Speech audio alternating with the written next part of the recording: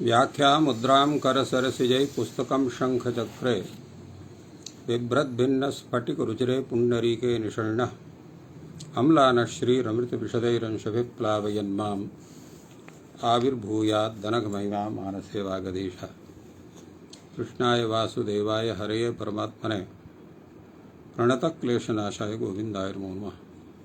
संस्कृतशौर्यम् इति आमुखपटले सम्बद्धाः समेऽपि विद्वांसः समेऽपि जिज्ञासवः छात्राः सहृदयाः सज्जनाः एतस्य संस्कृतशौर्यमिति आमुखपटलस्य संस्थापकः प्रबन्धकश्च डॉक्टर राजकुमारः समेषां स्वागतं वर्तते तस्मिन् महाभाष्य व्याख्याने।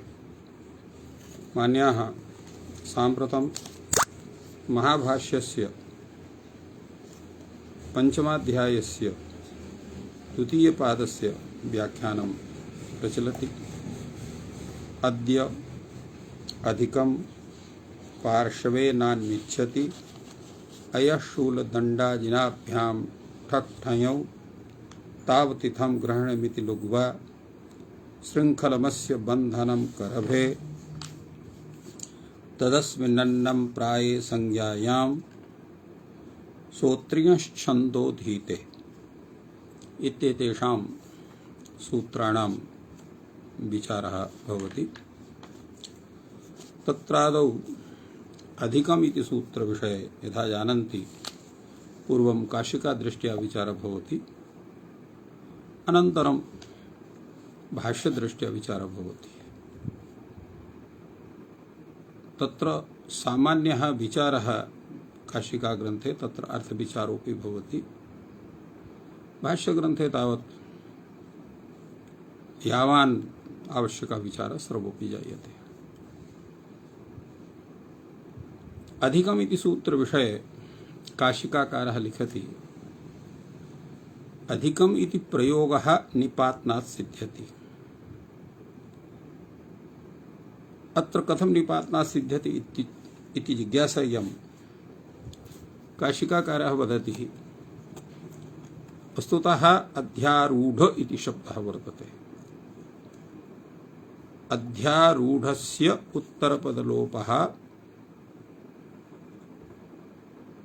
कन् च प्रत्ययः भवति।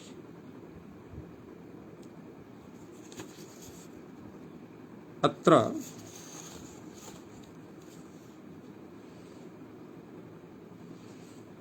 अध्यारूढं करोति इति विग्रहे अत्र निपातनात् उत्तरपदस्य आरूढ इत्यस्य लोपः जायते, कन् प्रत्ययश्च भवति, तेन अधिक इति शब्दः निष्पद्यते। तेन अधिकः द्रोणः खार्याम् अधिकाखारी द्रोणेन एवं रूपेण अत्र प्रयोगः अत्र दत्ताः सन्ति। प्रश्नः भवति, आरूढ शब्दः तप्रत्ययान्तः तप्रत्ययः तयोरेव कृत्यक्तखलार्थाः इति कृत्वा सामान्यरूपेण कर्मणि भावे च भवति, किन्तु अत्र आरूढ इत्यत्र रूह धातोः यः तप्रत्ययः विहितः सः कर्तरि कर्मणि च भवति। अतएव काशिकाकारः वदति, कर्तरि कर्मणि च अध्यारूढ शब्दः। यद्यपि अध्यारूढ शब्दः कर्तरि कर्मणि न भवति, किन्तु अध्यारूढ शब्दः इत्यत्र रूधातुः हस्तः प्रत्ययः वर्तते। सः यदा कर्तरि तदा कर्तर्थबोधकः अध्यारूढ शब्दः, यदा कर्मणि तप्रत्ययः तदा कर्मबोधकः इति कृत्वा कर्तरि कर्मणि अध्यारूढ शब्दः इति काशिकाकारस्य कथनं चरितार्थं भवति। पश्यामस्तावत् भाष्ये कीदृशः विचारः। प्रायः भाष्येऽपि विचारः क्या भवति, तमादायैव काशिकाकारस्य विचारः जायते। इति कृत्वा सः विचारः स्वयमेव अनुदितः भवति काशिकाकारस्य। अतएव अत्र पूर्वं भाष्ये तथैव प्रश्नः भवति, अधिकमिति किं निपात्यते। अत्र एतद् विषये स्वयमेव विचारयति प्रदीपकारः। सः कथयद्यद्यपि यदि अधिशब्दात् साधनक्रियावचनात् कन निपात्यते तदा कर्तृकर्मणोः अन्यतरस्य साधनस्य अभिधानेन भाव्यम्। तत्र कर्तुः अंगीकारे कर्मणः अभिधानं न प्राप्नोति। कर्माश्रयणे कर्तुः अभिधानस्य अप्रसंगः इति कृत्वा अत्र निपातन विषये प्रश्नः भवति, अर्थात् अधिशब्दात् तत्र निपातनं न भवितुमर्हति।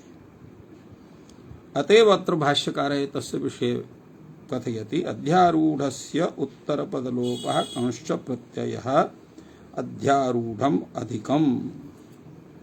अध्यारूढ शब्दः अत्र गृह्यते। तत्र निपातनात् उत्तरपदस्य लोपः भवति, कन् प्रत्ययश्च जायते, तेन अध्यारूढम् अधिकम् इति भवति। अत्र भाव इत्यस्य उदाहरणमेव तो अयं वर्तते, इदम् अधिकम् इति वर्तते। भवे सिद्ध्यम् अध्यारूढः द्रोणः कार्याम् अधिको द्रोणः कार्याम् इति तु भवितुमर्हति। अध्यारूढः द्रोणः कार्याम् अधिकः द्रोणः कार्याम् कर्मणि प्रत्यये सति, किंतु इदं न सिद्ध्यति अध्यारूढ़ा द्रोणेन खारी अधिका द्रोणेन खारी। कथमिति चेत् कर्तरि प्रत्ययस्य अभावात्। कथं कर्तरिक्ता प्रत्ययः न भवितुमर्हति इति प्रश्नः जायते। भाष्यकारः कथयति गत्यर्थानां हि उक्तः कर्तरि विधीयते। गत्यर्थकाः ये धातवः तेभ्यः कर्तरि प्रत्ययः विधीयते, न तु सर्वेभ्यः धातुभ्यः इति नियमः वर्तते। गत्यर्थानां वै उक्तः कर्मण्यपि विधीयते। तो गत्यर्थकाः ये धातवः सन्ति तेभ्यः कर्मणि अपि प्रत्ययः कर्तरि अपि प्रत्ययः। तर्हि अत्य अधिपूर्वक आङ्पूर्वक रुहधातोः अत्र गत्यर्थत्वाभावात् कथम् अत्र प्रत्ययः भवितुमर्हति इति कश्चन विचारः वक्तुं शक्यते। किन्तु अत्र विचारणीयमस्ति यत् लौकिके प्रयोगे अधिकशब्देन विषयभेद कर्तृकर्मणोः अनभिधानदर्शनात् अनंगीकृतसाधन भेदम् अध्यारूढस्य इदं निपातनम् इति प्रतिपादयति कैयटः। सः कथयति लौकिके प्रयोगे अधिक शब्देन विषयभेदेन कर्तृकर्मणोः अनभिधान दर्शनात्। विषयभेदेन कर्तृकर्मणोः अनभिधानं दृश्यते। अनंगीकृत साधन भेदम् अध्यारूढस्य इदं निपातनम्। अर्थात् यत्र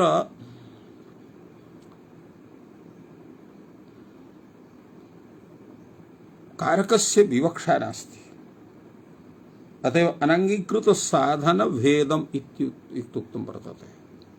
साधन भेदः यत्र अंगीकृतः नास्ति, साधनं नाम कारकम्, तत्र अध्यारूढ़ शब्दस्य एतत् निपातनं वर्तते। स च उभयार्थकः भवति इति न कश्चन दोषः।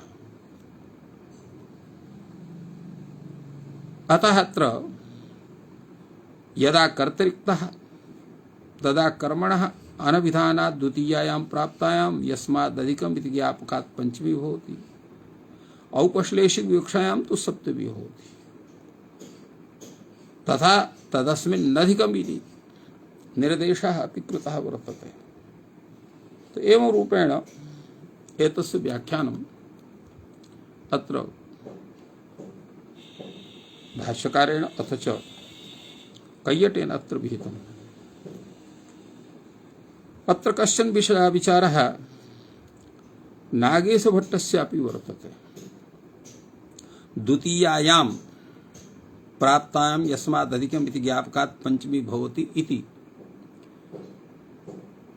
प्रदीप प्रतीकमादाय सः कथयति नागेशः अध्यारूढ़ो द्रोणः खारीम् इतिवत् भाष्ये अध्यारूढ़ पद युक्त प्रयोगे खारीम् इति द्वितीयांत पाठ इति भावः कर्मणः शेषत्व विवक्षया षष्ठ्यंत पाठोपि क्वचित् वर्तते। वस्तुतः अधिक शब्दार्थस्य क्रियात्वाभावात् तत् योगे द्वितीया प्राप्तिः चिन्त्यैव अन्यथा देवदत्तेन शत्यः अश्वः इत्यादौ षष्ठी वारणाय कर्तृकर्मणो इति सूत्रे कृतग्रहणस्य आवश्यकतया तत्सूत्रस्थ भाष्य विरोधापत्तिः भाष्यं तु उभय विध्यारूढ़ शब्दार्थे एतन्निपातनम् इत्यर्थमात्रम् अर्थात कर्मण्यपि भवति कर्तरेपि भवति इति स्पष्टमेव तद्विदाम् किंच रुहिः गत्यर्थः इति यद्धितु परम् इति सूत्रे भाष्ये स्थितम्। न च सा क्रिया अधिक शब्दजीवियोग बोधे बाधते अस्य परिणामात् परिमाणम् अधिकम् इत्यादौ अप्रतीते नापि अन्या तथा सति गत्यर्थत्वात् कर्तरि कर्मणि जक्तः इति भाष्या संगतिः आधिक्य गुण प्रवृत्ति निमित्तश्चायम् पंचमी तो षष्ठी बाधिका ज्ञापकादेव स्वतंत्र सप्तमी तो उपश्लेष्टात् उपलिष्ट पदाध्याहारेण औपश्लेषिके अधिकरणे एवं रूपेण एतस्य व्याख्यानम् अत्र विहितं वर्तते। अग्रे सूत्रं वर्तते पार्श्वे नान्विच्छति। पार्श्वे नान्विच्छति इति सूत्र विषये प्रतिपादयति तावत्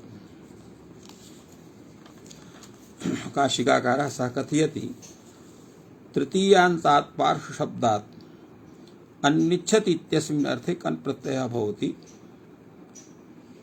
अत्र उपायः नाम किम् क्षमतां पार्श्वं नाम किम् आन्द्रिजुः उपायः पार्श्वम् आन्द्रिजुः असरलः ऋजुः नाम सरलः उपायः आन्द्रिजुः असरलः उपायः पार्श्वं वर्तते। तेन अर्थान अन्निच्छति इति पार्श्वकः मायावी। अत्र पार्श्व शब्दात् कन् प्रत्ययः भवति तेन अत्र पार्श्वक इति शब्दः निष्पद्यते यत् अर्थः भवति मायावी कौसृतिकः जालिकः एवं रूपेण एतस्य अर्थः अत्र कथितः वर्तन्ते। इत्थं व्याख्यानं वर्तते काशिका ग्रन्थे एतस्य सूत्रस्य। भाष्यकारः अत्र कथयति किम यः पार्श्वेन अन्विच्छति स पार्श्वकः किम यः पार्श्वेन अन्विच्छति स पार्श्वकः भवति। प्रश्नः भवति अत्र भाष्यकारः कथयति किं चातः अनेन किम् आयातं पार्श्वशब्दात् कन् प्रत्ययः जातः पार्श्वकः इति शब्दः सिद्धः अनेन किम् आयातम्। भाष्यकारः कथयति अत्र पार्श्वकः शब्दः यथा इन्द्रजालिके वर्तते तैव राजपुरुषे प्राप्नोति सोऽपि पार्श्वेन अन्निच्छति स च राजा पार्श्वाश्रयेण अर्थमिच्छति। अत्र ऋजुना इति शब्दस्य प्रयोगः वर्तते। अत्र यथा पार्श्वे तिर्यक अवस्थानात् अनृजुः तथा अन्योपि अनृजुः उपायः पार्श्वम्। यथा राजपार्श्वे स्थितः कश्चन जनः स हि तत्र राजपार्श्वाश्रयेण अर्थमिच्छति। अत्र ऋजुना इत्यस्य तात्पर्यं भवति यथा पार्श्वं तिर्यक अवस्थानात् अनृजुः ऋगवस्थानात् अनृजुः तत्र ऋजु इत्यर्थः तत्र अनृजुः अर्थात ऋजु नास्ति सरलः नास्ति तथा अन्योपि अनऋजुः उपायः यः वर्तते सः पार्श्वं कथ्यते इति विग्रहे अत्र राजपुरुषे प्राप्नोति इति प्रश्नः समागतः। तत्समाधानं भाष्यकारः वदति एवं तर्हि उत्तरपदलोपः अत्र द्रष्टव्यः। पार्श्वमिव पार्श्वम् सः ऋजुना उपायेन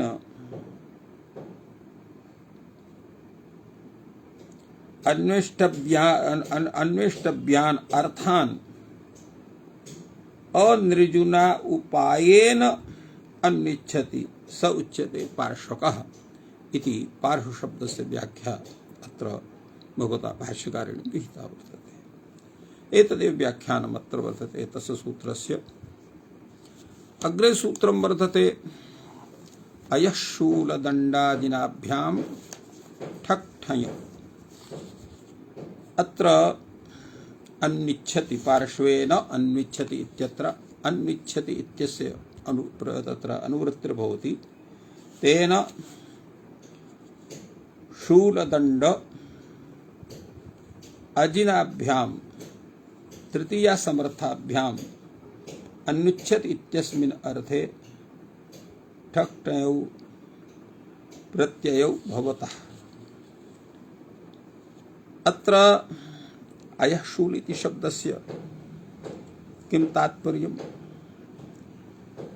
काशिकाकारः कथयति अयः शूलं नाम तीक्ष्ण उपायः। तीक्ष्ण उपायः अयः शूलम् इत्युच्यते।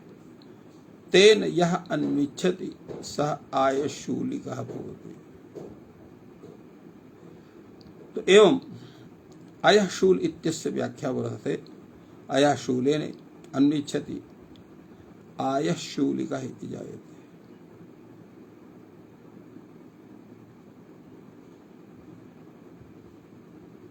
तो एवं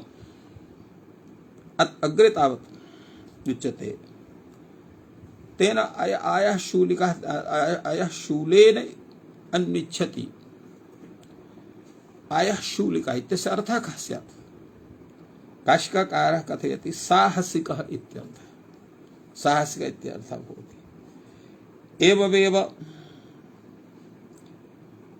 दण्डाजिनाभ्याम् इत्यत्र उच्यते।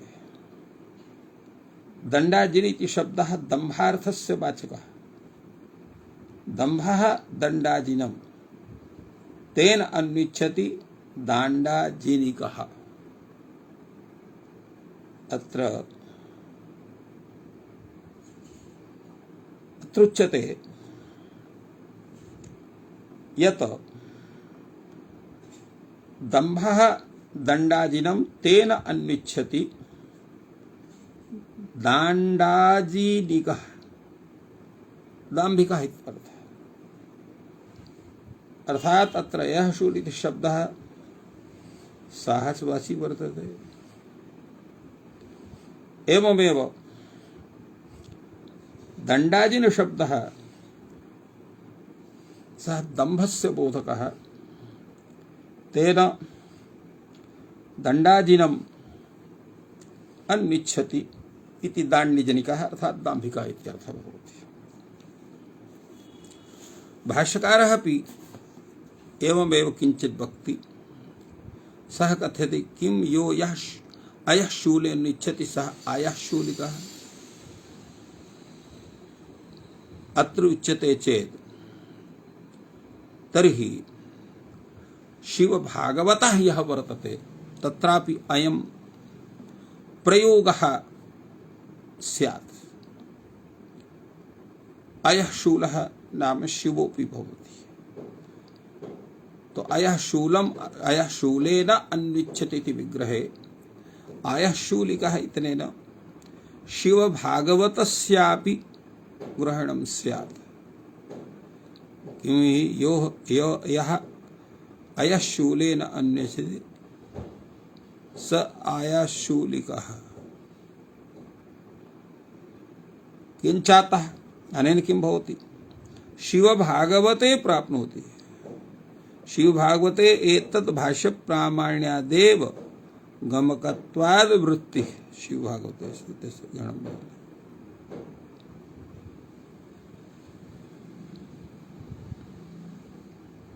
तो एवं अग्रे तावत् भाष्यकारः कथयति एवं तर्हि उत्तरपदलोपहात्र द्रष्टव्यः अयः शूलम् इव अयः शूलम् यः मृदुना उपायेन अन्वेष्टव्यान् अर्थान् रभसेन अन्विच्छति स उच्यते आयः शूलिकः। एवं रूपेण एतस्य व्याख्यानं भगवता भाष्यकारेण विहितम्। अग्रे अत्र सूत्रं वर्तते तावतिथं ग्रहणमिति लघुवा। तावतिथं ग्रहणमिति लघुवा इति विषये अत्र काशिकाकारः वदति तावतां पूर्णं तावतिथम् इति तावते शब्दस्य व्याख्यानं वर्तते। तावतां पूर्णम् इति तावतिथं गृह्यते अनेन इति ग्रहणम् एतत् प्रकृति विशेषणम् एतत् वर्तते। अर्थात् पूर्ण प्रत्ययान्तात् प्रातिपदिकात् ग्रहणोपाधिकात् स्वार्थे कण प्रत्ययो भवति। तो ग्रहणोपाधिकात् स्वार्थे कण प्रत्यय भवति। यत्र उपाधेः ग्रहणं भवति तदेव तद् ग्रहणोपाधिकात् स्वार्थे अत्र कण प्रत्ययः भवति। पूर्णस्य प्रत्ययस्य वा लुक् भवति। तो द्वितीयेन रूपेण ग्रन्थं गृह्णाति इति द्विकं ग्रहणम्। अत्र द्वितीय इति शब्दात् यदि पूर्ण प्रत्ययान्तः तस्य तीय प्रत्ययस्य लुक् भवति। अत्र केवलं कन् प्रत्ययः अवशिष्यते। तेन द्वितीयेन रूपेण गृह्णाति द्विकं ग्रहणम्। तृतीयकम् इति भवति वा त्रिकम्। तो एवं अत्र पूरणस्य प्रत्ययस्य विकल्पेन लुक् भवति। तेन द्वितीयेन रूपेण गृह्णाति द्विकं गृह्णाति द्वितीयकं गृह्णाति इति रूपद्वयं सिद्ध्यति। एवं त्रिकं तृतीयकं चतुष्कं चतुर्थकम् एवं रूपेण एतस्य विचारः अत्र वर्तते। भाष्यकारः अपि तथैव किञ्चित् विचारयति। पूर्वं तावत् एतत्सूत्रस्य विषये यत् पूर्वं व्याख्यानं वर्तते कियटस्य तत्र विचारं कुर्मः। पूर्णप्रत्ययान्त निर्देशः गृह्यते अनेन इति ग्रहणम्। तत्र अयम् अर्थः पूर्णप्रत्ययान्तात् ग्रहणोपाधिकात् स्वार्थे कन् प्रत्ययः भवति तस्य च कनः वा लुक् भवति। तो एवं अत्र अग्रेपि विचारः भवति।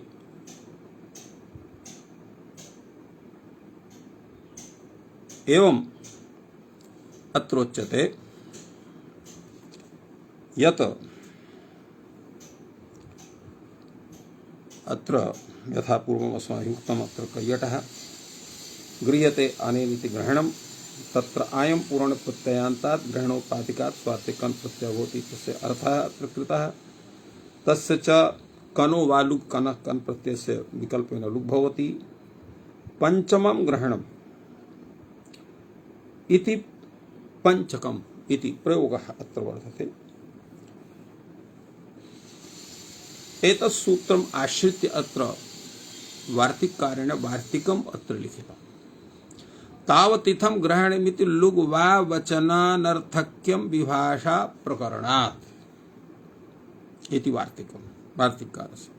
तावतिथं ग्रहणमिति लुग् वा वचनम् अनर्थकम् इति ज्ञापयितुं वर्तते।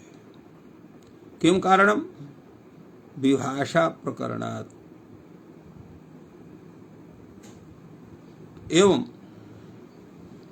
एतद्विषये अत्र वार्तिककारः कथयति तावतिथं ग्रहणम् इति लुग् वा वचनम अनर्थकम। लुग् वा वचनम अत्र अनर्थकम वर्तते। किं कारणं? विभाषा ग्रहण प्रकरणात्। अत्र विभाषा प्रकरणं स्वयमेव वर्तते, अतः वा इति ग्रहणस्य आवश्यकता नास्ति। वा ग्रहणं विनैव अत्र वैकल्पिकी व्यवस्था स्यात्। प्रकृता महाभिभाषा तया एतत् सिद्धं वर्तते।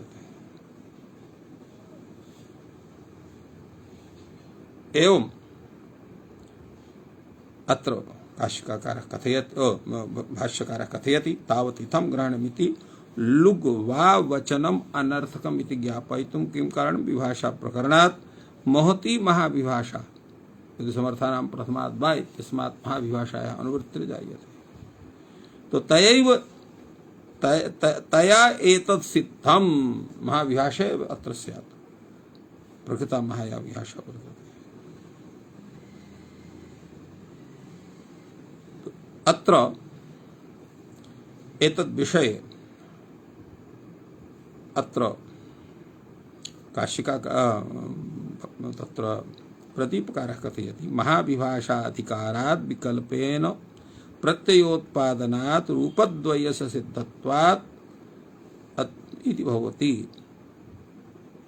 यदा तु पूर्ण प्रत्ययस्य वा लुक् इति विधीयते तर्हि पंचकं ग्रहणं पंचमकं ग्रहणम् इति। तदा लुग्वा ग्रहणं च कर्तव्यमेव। तत् लुग्वा ग्रहणम् इति करणीयमेव स्यात्, अन्यथा रूपद्वयं न सिद्ध्येत इत्येवं प्रदीपकारः भाष्यस्य व्याख्यानं कृतवान्। तावत् इथेन गृह्णाति इति लुक् च, तावत् इथेन गृह्णाति इत्युपसंख्यानं कर्तव्यं। लुक् च वक्तव्यं, लुग् अपि वक्तुं शक्यते। तो एवं अत्र विचारः संजायते। अग्रे तावत् अत्र वार्तिककारः वार्तिकं प्रस्तौति। अत्रैव तावत् इथेन गृह्णाति इति लुक् च, तावत् इथेन गृह्णाति इत्युपसंख्यानं कर्तव्यं, लुक् च वक्तव्यः। तो षष्ठेन गृह्णाति षट्कः एवं रूपेण अत्र सिद्ध्यति। इत्थम् अत्र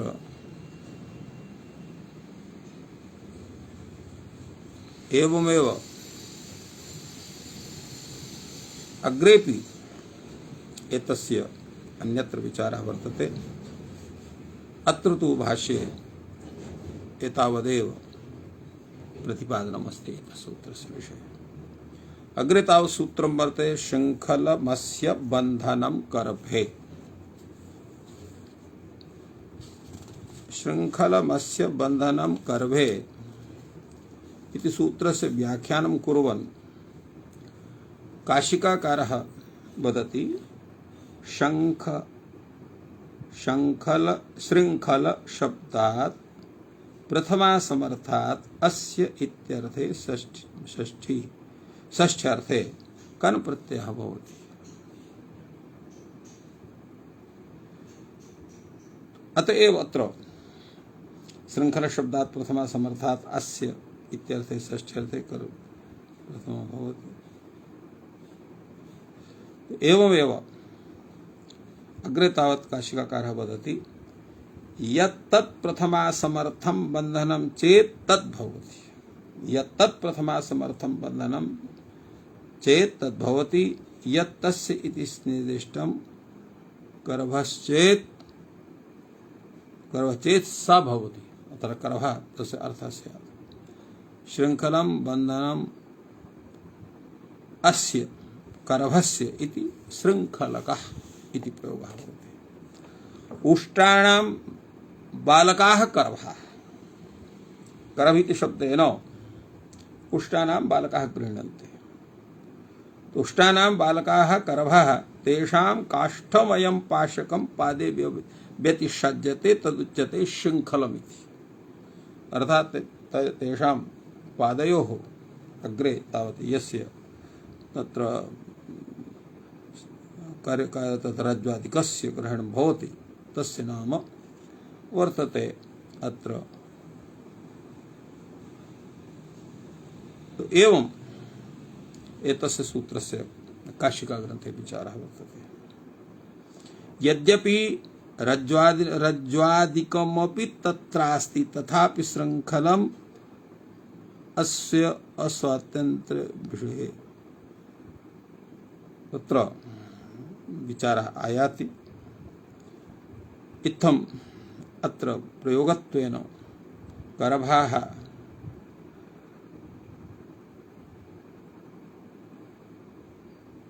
इत्थम् अत्र काशिकाकारः अग्रे वक्ति यद्यपि रज्ज्वादिकम् अपि तत्रास्ति तथापि शृंखलम् अस्याः अस्वतन्त्रीकरणे भवति साधनम् इति बन्धनम्। एवं व्याख्यातम्। भाष्यकारः अपि कथयति शृंखलमस्य बन्धनं करभ इति अनिर्देश इति निर्देशः न करणीयः इत्यर्थः। शृंखलमस्य बन्धनं करभे इति अनिर्देशः अनिर्देशः अगमकः निर्देशः अनिर्देशः नैतस्य शृंखलं बन्धनं शृंखलवत्या वा असौ रज्ज्वा लभ्यते इत्यर्थः। एवमेव अग्रे भाष्यकारः कथयति सिद्धं तु तद्वन्निर्देशा लुक्च सिद्धमेतत् यथा सिद्धं भवति। कथं सिद्धं भवति? तद्वन्निर्देशः कर्तव्यः। कथं तद्वन्निर्देशः कर्तव्यः? लुक्च वक्तव्यः शृंखलवद् बन्धनम् इति एवं निर्देशः करणीयः। शृंखलवत् अत्र बन्धनं भवति। स तर्हि निर्देशः करणीयो वा इति प्रश्नः भवति। समाधानं भाष्यकारः ददाति न कर्तव्यः।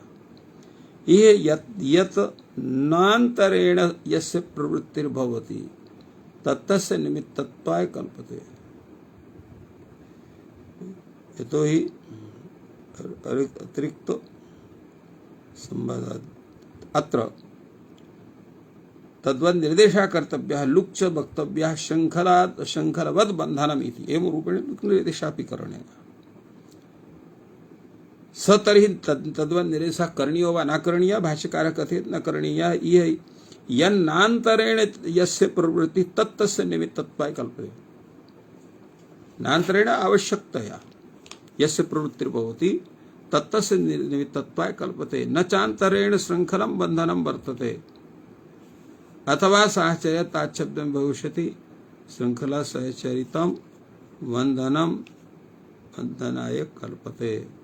एवं रूपेण अत्र प्रवर्तः भवति। तो नहीं यन्नान्तरेण यस्य प्रवृत्तिर्भवति तस्य निमित्तत्वाय कल्पते न च अन्तरेण शृंखलं बन्धनं प्रवर्तते इति कृत्वा तस्य तत्र नान्तरीयकं वर्तते। अथवा साहचर्यात् तद्विषये तत्शब्दता लभ्यते।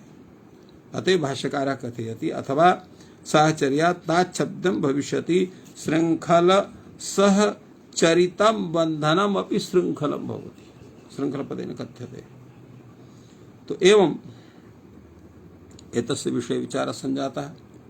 अग्रे सूत्रं वर्तते तदस्मिन्नन्नं प्राये संज्ञायाम्। एतत् सूत्रं कथयति यत प्रथमान्तात् शब्दात् प्रातिपदिकात् अस्मिन्निति अर्थे सप्तम्यर्थे कन् प्रत्ययः भवति। यत् प्रभा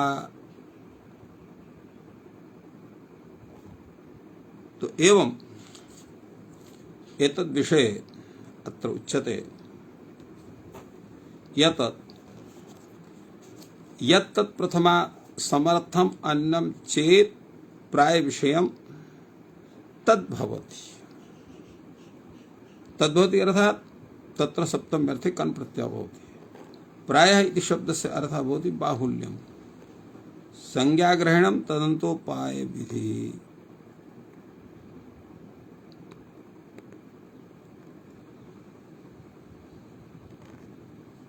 तो एवं अग्रे तावत् उच्यते यत् प्रायः इत्यस्य शब्दस्य अर्थः भवति बाहुल्यं बाहुल्यतया।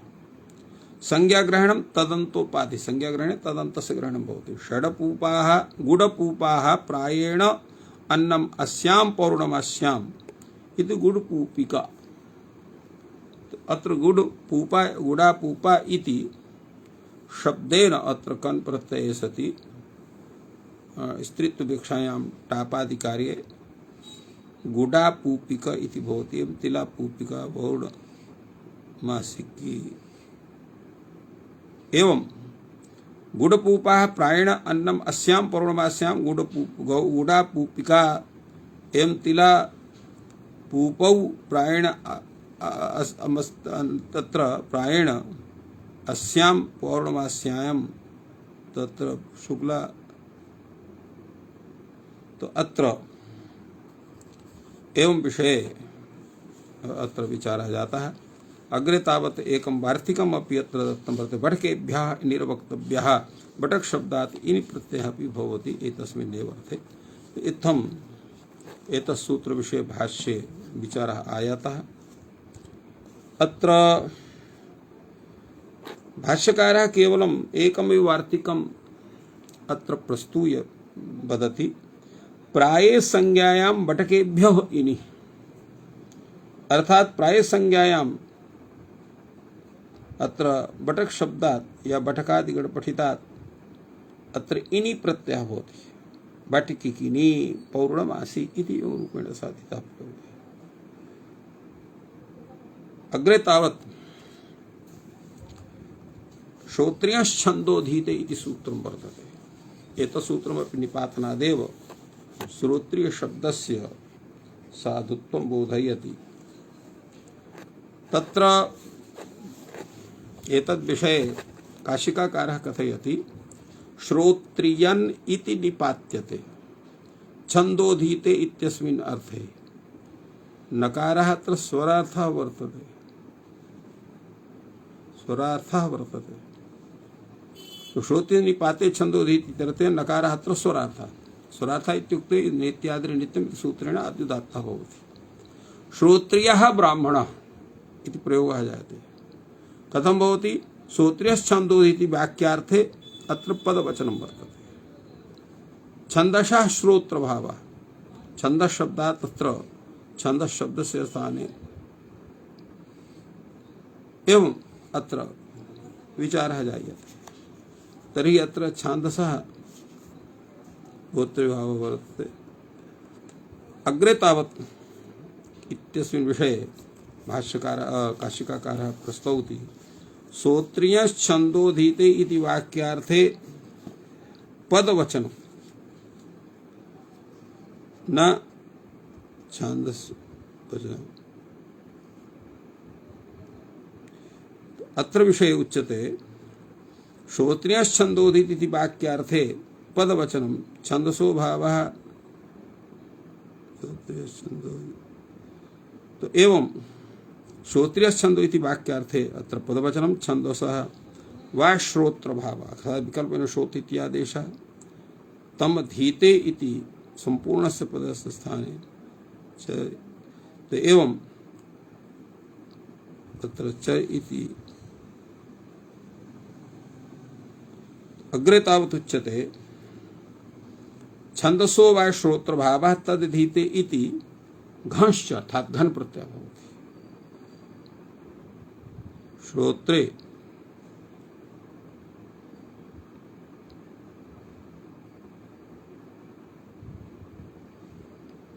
अग्रे अत्र उच्यते यत् प्रश्नः भवति कथं छन्दोधीते छान्दसः इति प्रयोगः छान्दसः इति प्रयोगः कथं भवति? भवान् तु श्रोत्रियः इति प्रयोगः साध्यते साधयति। उच्यते वाग्रहणम् अनुवर्तते। कस्मात् वाग्रहणस्य अनुवृत्तिर्भवति? तो तावत् इत्थं ग्रहणमिति लुग्वा इत्यस्मात्। फलतः अत्र वैकल्पिकी प्रवृत्ति जायते एवं रूपेण तस्य व्याख्यानं कृतं वर्तते काशिकाकारेण। भाष्यकारः अपि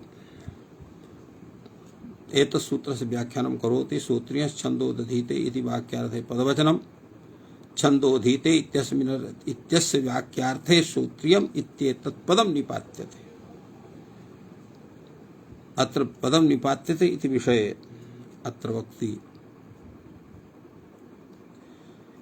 एवमेव अर्थात छन्दोधीते इत्यस्य वाक्यस्य अर्थे अत्र छन्दसः शब्दस्य स्थाने श्रोत्रियन इति इत्येतत् पदम निपात्यते। अर्थात श्रोत्र शब्द श्रोत्रिय शब्द श्रोत्र शब्दात् तत्र घ प्रत्ययः श्रोत्रिय इति भवति एवं नान्तश्च कृत्वा एवं प्रयोगः एवं कुतः कृतः वर्तते।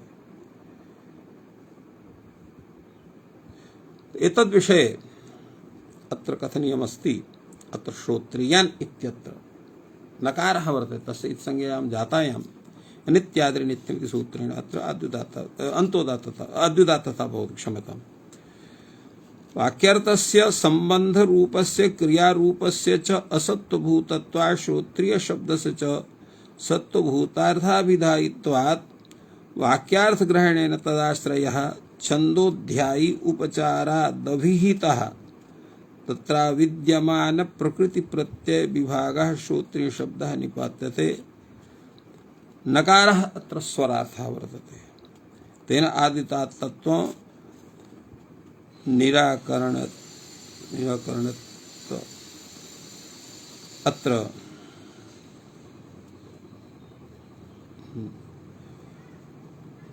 अग्रे तावत् उच्यते छंदसो वा श्रोत्रभावः तदधीति घश्च। छंदः शब्दः श्रोत्रभावः तदीति तद्वेद इति सूत्रेण अत्र घन प्रत्ययः तेन छंदसः शब्दः निपात्यते। तो छंदसो वा श्रोत्रभावः निपात्यते तदधीते इति स्मरते घंश्च प्रत्यय अर्थात घन प्रत्यय तेन श्रोत्रियः इति शब्दः सिद्ध्यति। तो एवं रूपेण एतस्यापि सूत्रस्य व्याख्यानमत्र जातम्। अद्य एतानि सर्वाणि सूत्राणि काशिकादृष्ट्या भाष्यदृष्ट्या च व्याख्यातानि सन्ति। सर्वेभ्यो नमः। जयतु संस्कृतं, जयतु भारत।